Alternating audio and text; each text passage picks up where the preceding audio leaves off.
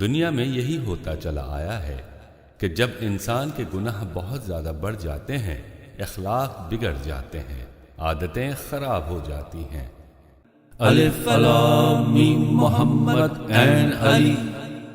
بسم اللہ الرحمن الرحیم۔ حضرت موسیٰ علیہ السلام کے بعد کچھ زمانے تک بنی اسرائیل اچھی حالت میں رہے۔ پھر جب ان کے اخلاق بگڑے، عادتیں خراب ہوئیں، اللہ کے احکام فراموش ہونے لگے، تو ان پر ایک ظالم بادشاہ جالوت نامی مسلط ہوا۔ اس بادشاہ نے بنی اسرائیل پر طرح طرح کے ظلم کیے اور بہت تکلیفیں پہنچائیں۔ ان کو شہر سے نکال کر شہر اپنے قبضے میں لے لیا۔ وہ بیچارے بھاگ بھاگ کر بیت المقدس میں پناہ گزین ہوئے اور بہتوں کو جالوت نے پکڑ کر اپنا غلام بنا لیا۔ دنیا میں یہی ہوتا چلا آیا ہے کہ جب انسان کے گناہ بہت زیادہ بڑھ جاتے ہیں، اخلاق بگڑ جاتے ہیں، عادتیں خراب ہو جاتی ہیں، اور جب لوگ خدا سے غافل ہو کر عیش و عشرت میں پڑ جاتے ہیں، برائی بھلائی کی تمیز دل سے اٹھ جاتی ہے، تو اللہ تعالیٰ ان پر ایسے ظالم بادشاہ کو مسلط کر دیتا ہے کہ جو ان کو مٹانے اور برباد کرنے میں کوئی کسر اٹھا نہیں رکھتا۔ یہی حال بنی اسرائیل کا تھا۔ وہ اس ظالم و جابر بادشاہ کے ہاتھوں زندگی سے تنگ آ گئے تھے اور ان سے کچھ بنائے نہ بنتی تھی۔ اس وقت حضرت اشموئیل ان کے پیغمبر تھے۔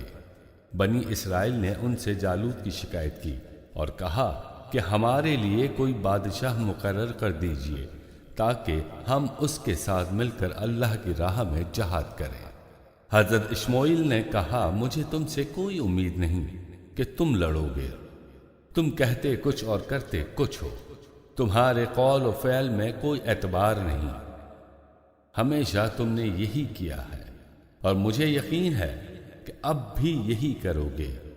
ابھی کچھ کہتے ہو، جب وقت آئے گا اور خدا تعالیٰ تم کو حکم دے گا تو اس وقت انکار کر دو گے۔ ہزاروں عذر پیش کرو گے، لاکھوں حلیے بہانے کرو گے۔ میں کیسے تم پر اعتبار کر لوں؟ بنی اسرائیل نے کہا، ہم پر ظلم ہوا، لٹ گئے، برباد ہو گئے، جان سے بھی گئے، مال سے بھی گئے، عزت و آبرو بھی خاک میں ملی، بے گھر بے در ہو گئے۔ اس پر بھی آپ کو شک ہے کہ ہم نہ لڑیں گے؟ حضرت اشموئیل نے کہا کہ اللہ تعالیٰ نے طالوت کو تمہارا بادشاہ مقرر کیا ہے۔ اب تم کو چاہیے کہ ان کا کہنا مانو اور ان کی اطاعت کرو۔ بنی اسرائیل نے کہا، واہ، طالوت ہمارا بادشاہ کیسے ہو سکتا ہے؟ اس کے پاس نہ دولت ہے نہ عزت، اس کو بادشاہ کیسے مان لیں؟ ہم نہیں مان سکتے، بادشاہت کے ہم مستحق ہیں۔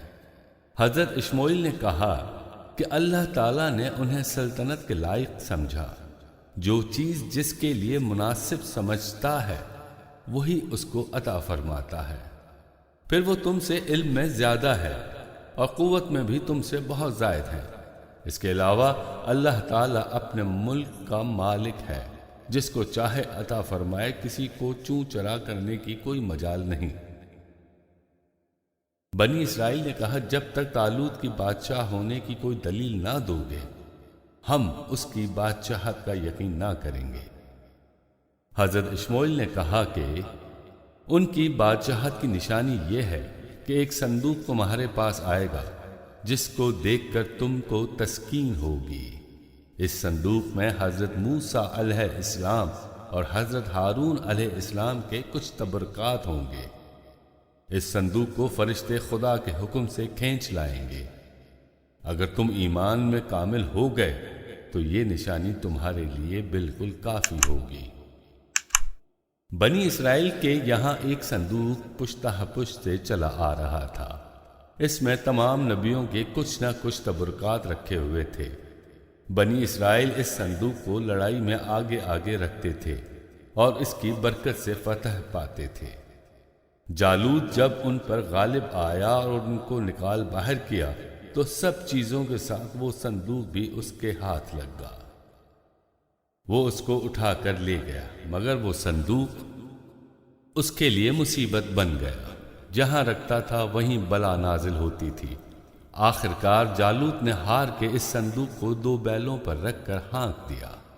وہی صندوق فرشتے خدا کے حکم سے بیلوں سمیت ہانک کر طالوت کے دروازے پر چھوڑ گئے۔ اب بنی اسرائیل کو طالوت کی بادشاہت کا یقین ہوا، تیار ہوئے۔ بنی اسرائیل کا ہمیشہ یہی قاعدہ رہا ہے کہ پہلے خوب وعدے اور دعوے کرتے تھے، اور جب وقت آتا تھا اور ان کو حکم دیا جاتا تھا تو صاف انکار کر دیتے تھے۔ طالوت جب فوج لے کر نکلے تو انہوں نے اپنی فوج کو سمجھایا کہ دیکھو، اللہ تعالیٰ تمہاری آزمائش ایک نہر سے کرے گا، ایسا نہ ہو کہ تم آزمائش میں پورے نہ اترو۔ جب نہر آئی تو کہا دیکھو یہی نہر ہے، اب اگر کوئی شخص اس نہر سے 1 چلو سے زیادہ پانی پیے گا وہ میرا ساتھی نہیں ہے، پھر وہ میرے ساتھ نہ آئے۔ 313 آدمیوں نے ان کا کہا مانا، 1 چلو سے زیادہ پانی نہیں پیا، باقی سب ان کے خلاف کر کے ان سے جدا ہو گئے۔ جب دونوں لشکر آمنے سامنے ہوئے تو طالوت کی فوج دشمنوں کی کثرت دیکھ کر گھبرا گئی کہ ہمیں ان سے لڑنے کی طاقت کہاں۔ اکثر آدمی بول اٹھے، اے بادشاہ، ہم کو جالوت سے لڑنے کی طاقت نہیں۔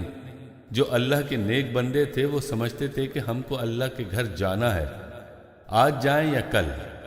وہ کہنے لگے، ہمت نہ ہارو، ہمت کا حمایتی خدا ہے، تم ہمت کرو، اللہ تعالیٰ مدد فرمائے گا۔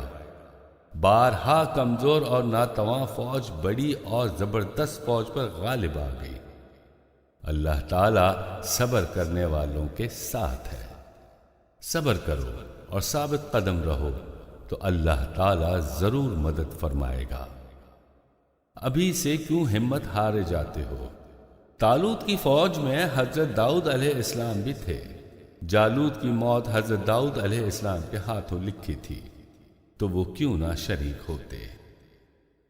ترجمہ: اے ہمارے پروردگار، ہم کو صبر کی توفیق دے، ثابت قدم رکھ اور اس کافر قوم پر ہماری مدد فرما۔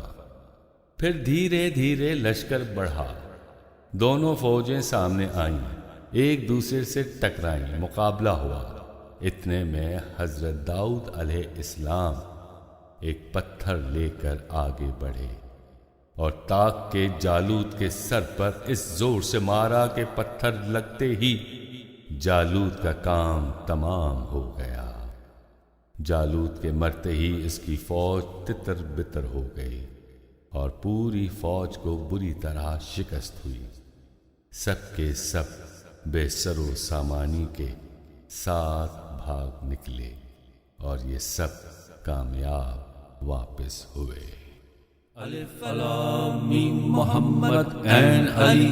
اگر آپ کو ہمارے چینل کا کنٹینٹ پسند آیا پلیز سبسکرائب کیجیے، لائک کیجیے اور شیئر کیجیے۔ الف لام میم محمد این علی۔